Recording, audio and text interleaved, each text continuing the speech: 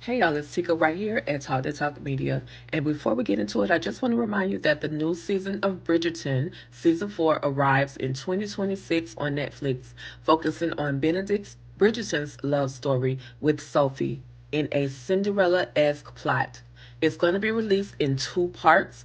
Part 1 premieres on January 29, 2026, and part 2 will premiere on February 26, 2026, with the first trailer already being released, building excitement for this new chapter. Now, with that being said, my girl EJ and I have decided to give you all of the things you need to know about Bridgerton. She's already broken down episodes 1 through 4, and today I'm going to break down episodes 5 through 6 from season 1. Now, stay locked in because we're going to do the same thing for season 2 and season 3. All right, so let's just get into it with titles such as The Duke and I, Swish, Oceans Apart, After the Rain. Episodes 5 through 8 are very revealing, giving us the things that we never thought would actually happen, such as a baby, a wedding, a marriage to the most unexpected suitor. So stay locked in and we're going to dive on into it. So let's just go ahead and get on into Daphne and Simon's wedding, okay? So after the approval of the Queen, because of course initially the Queen was not having it. She said that Daphne had dedicated herself to her nephew the prince, and now she's backing out of getting married to him. So the Queen kind of put a hold to that, but Simon and Daphne go to the Queen with a plea saying that we really love each other and we're not just lovers, we are actually friends and we just want to be together. So the Queen finally approves the marriage, and they do so in front of their families and friends. Simon and Daphne end up getting married. This is after a duel that wasn't supposed to happen, but we'll just continue. So with that, Daphne also finds out that not only did Simon not want to bear a child, but not that he didn't want to bear a child, he said that he couldn't bear a child. Now we find the truth out that he was actually only, he really could have children, but he was literally doing the pull-out method, y'all. I'm just saying, making Daphne think that he couldn't have children and that it was painful. But in actuality, he had sworn on his father's deathbed that he was not going to have any children. And that's just the way it was. He wasn't going to give his father the heir, the Hastings name. He was not. The legacy would literally die with him, Simon. And unfortunately, Daphne found out this, and it caused a little rift between she and the Duke. But with some convincing from Lady Dansbury, Daphne found out why Simon was the way that he was, how his father treated him, especially viewing and reading some of the letters that Simon had written to his father, and how his father basically denied him because as a child, he had a speech impediment. And so that made him imperfect, right? But after finding all of this out and kind of working with Simon, and Simon finally saying, okay, I'm not going to, hold to what I said. After, like I said, it's a lot of grief going on between the two of them, y'all. But they end up having a baby. And, that was their love story. But then we have on the opposite side,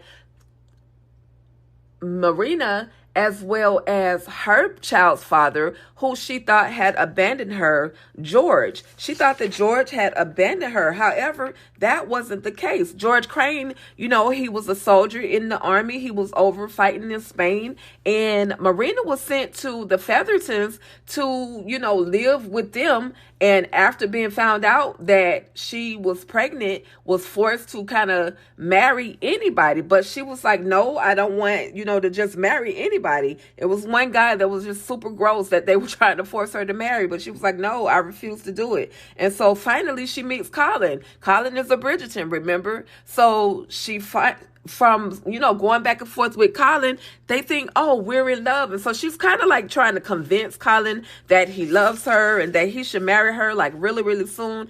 And Colin, being young, he kind of falls into it. He doesn't know why she wants to marry him so suddenly, but he's like, okay, yeah, we can get married. But then unfortunately, the truth comes out that Marina is pregnant and basically is trying to trap her man, right? She's trying to trap him. Well, guess how they found out that Marina was actually pregnant. Lady Whistledown in her publication spilled all the tea through Penelope. Penelope, I'm pretty sure, was the one that got this information to Lady Whistledown, because there was only one or so many other people that knew this whole secret. So anyway, she thought that she was going to be able to marry Colin, but because that information came out, she was unable to, get the information that she really wanted. And so, or she was unable to marry Colin. That was like a strike against the Bridgerton family name, because people would have been thinking that Colin was out here, impregnating people. However, it wasn't even his baby. So anyway, we find out that George Crane's brother, because of Daphne being the Duchess, she was able to get a letter to the family of George Crane, basically, and his brother came and said, well, unfortunately, my brother has passed away in the war, but I'm here to make you honorable. I'm here to, to marry you. But initially, Marina didn't want to marry him, but she ends up marrying him after all, because the Featheringtons, they had a whole lot of stuff going on, y'all. The Featherington father, Lord Featherington, ends up being unalive because he was in debt. He had a gambling problem. He also tried to pull Will into his gambling situation, where he told Will, as a boxer, basically what Will was supposed to do was take a fall for this whole boxing match, or this fight that he was going to do, and it was going to make him as well as Will a whole lot of money. Well, that happened, but Lord Featherington ends up getting himself unalive through these bad gangsters that he was dealing with. So now the Featheringtons, who are a bunch of, we'll talk about them later, y'all, but they end up basically having to move out of their home, move into a whole other environment. But the episode was absolutely crazy. I want to get back to let you guys know, like I said, Daphne as well as Simon end up having their beautiful baby. That was a beautiful thing. Now, Anthony, the eldest Bridgerton, he had to let Sienna go. You know that Sienna was the opera singer, and he had to let her go. She had let him go. Initially, they were going to keep going back and forth. Even after she decided to date someone else, they were going back and forth, still kicking it with each other. But it was not working for her. It wasn't what Sienna wanted, nor what she needed. She felt like this other gentleman that had engaged her and everything,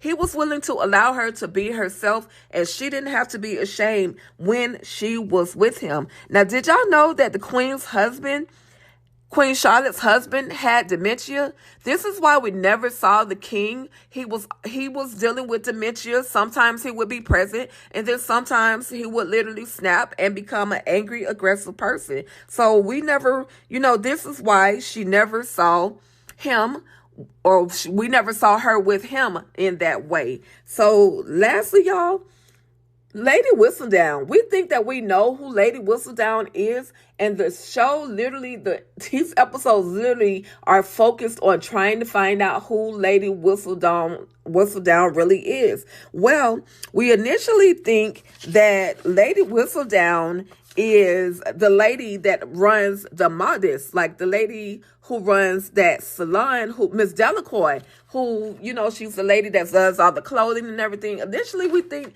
that she's the one because of, the research that was being done to figure out who was Lady Whistledown. But at the end of the episode, y'all, we see where Penelope is literally in a car with a hood on her head, and she has a letter with an ending in Lady Whistledown. Now, is she Lady Whistledown, or is she just a runner for Lady Whistledown? Is she the one that's snitching and telling Lady Whistledown everything that's going on in the Bridgerton world? Okay? So, with that being said, make sure you guys stay locked in for more Bridgerton recaps. We're going to give you all you need to know in order to move on to the next seasons of Bridgerton. Thank you so much, and we'll talk to you later.